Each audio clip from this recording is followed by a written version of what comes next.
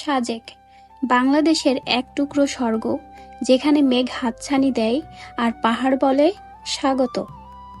আপনি এখন যাচ্ছেন সাজেক ভ্যালিতে, প্রকৃতির অপর সৌন্দর্যে ঘেরা এক রূপকথার রাজ্যে। চলুন সাজেকের গল্পটা শুরু করি একসাথে।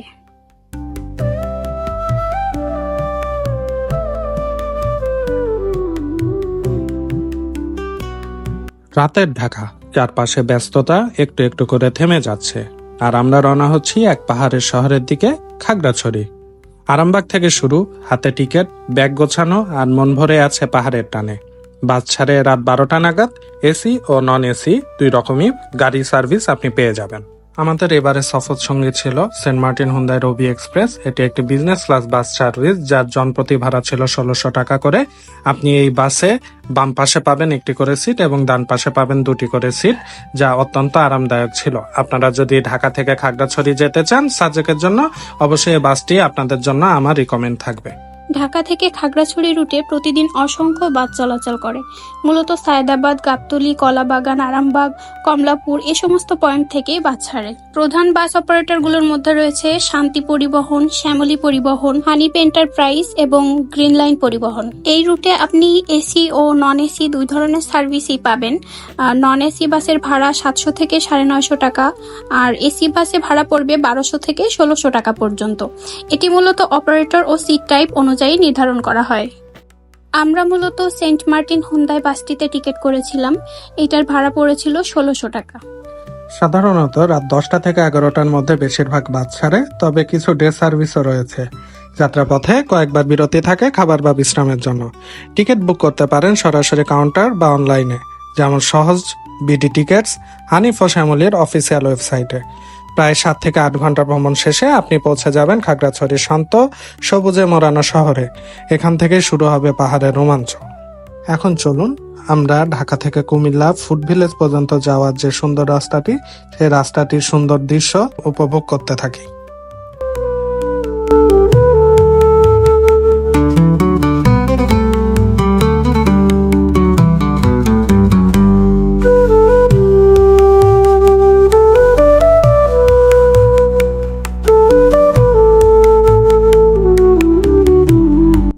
এখন আপনারা দেখতে পাচ্ছেন ঢাকা থেকে কক্সবাজারগামী দোয়েল এক্সপ্রেস। এটি একটি স্লিপার বাস সার্ভিস।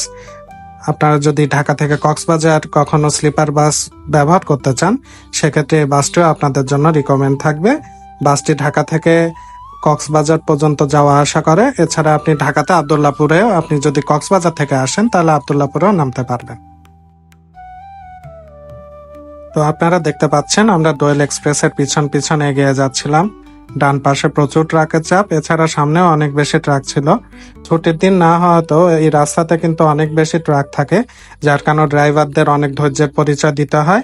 খুব আস্তে ধীরে ওনাদের বাস পরিচালনা করতে হয়, কারণ আপনারা জানেন এই রোডে ট্রাকের জন্য কিন্তু অনেক সময় নানা রকম অ্যাক্সিডেন্ট ঘটে থাকে। তবে আমাদের ড্রাইভার যখনই সুযোগ পাচ্ছিল ফাঁকা রাস্তা পেয়ে, তখনই কিন্তু গাড়িটি টানছিল।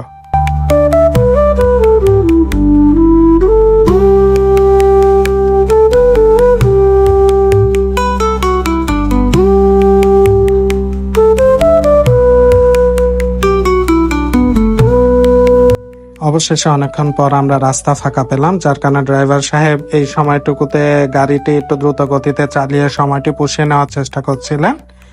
তো আপনারা দেখতেই পাচ্ছেন রাস্তার অবস্থা, এবং আমাদের যে গাড়িটি হুন্দাই, এটির কিন্তু সাসপেনশন সিস্টেম অনেক ভালো।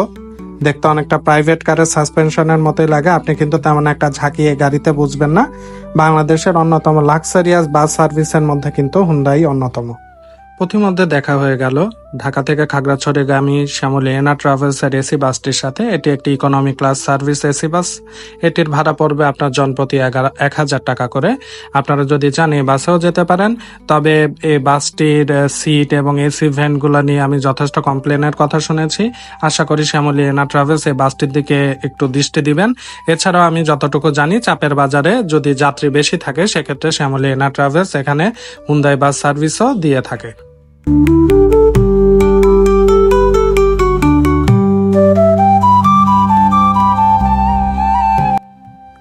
এখন আপনারা দেখতে পাচ্ছেন সেন্ট মার্টিন স্কয়ারের স্লিপার বাস সার্ভিস, যেটি ঢাকা থেকে চট্টগ্রাম হয়ে কক্সবাজার চলাচল করে। আপনি যদি খাগড়াছড়িতে স্লিপার বাসে যেতে চান, সেক্ষেত্রে আপনার জন্য অপশন রয়েছে ইম্পেরিয়াল এক্সপ্রেস।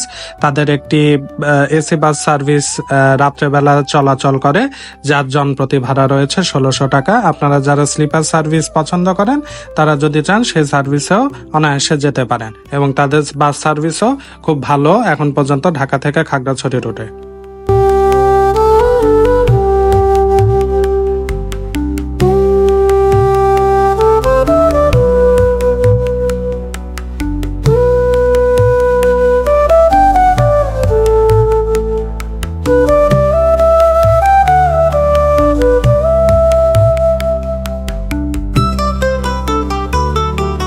এভাবে চলতে চলতে আমরা চলে আসলাম কুমিল্লার হোটেল ব্রেকে। আমরা দাঁড়িয়েছিলাম জমজমে।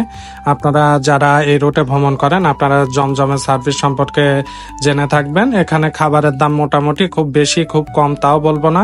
এখানে আপনারা দেখতে পাচ্ছেন সোহাগ এলিট সহ অন্যান্য পরিবহন এখানে যাত্রা বিরতি দেয়, তবে বিলাসবহুল পরিবহনগুলোই এখানে সব থেকে বেশি যাত্রা বিরতি দিয়ে থাকে।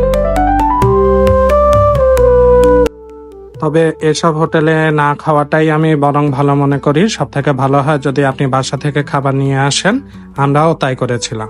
সকাল সকাল আমরা পৌঁছে গেছি খাগড়াছড়ি শহরে। বাস থেকে নামার পর আমরা এখন নাস্তা করার জন্য একটি হোটেলে বসেছি। হোটেলটির নাম FNF। মেন শহরে যে দুটি রেস্টুরেন্ট রয়েছে, সেই দুটি রেস্টুরেন্টের একটু পাশে আপনারা যদি চান এখানে খেতে পারেন।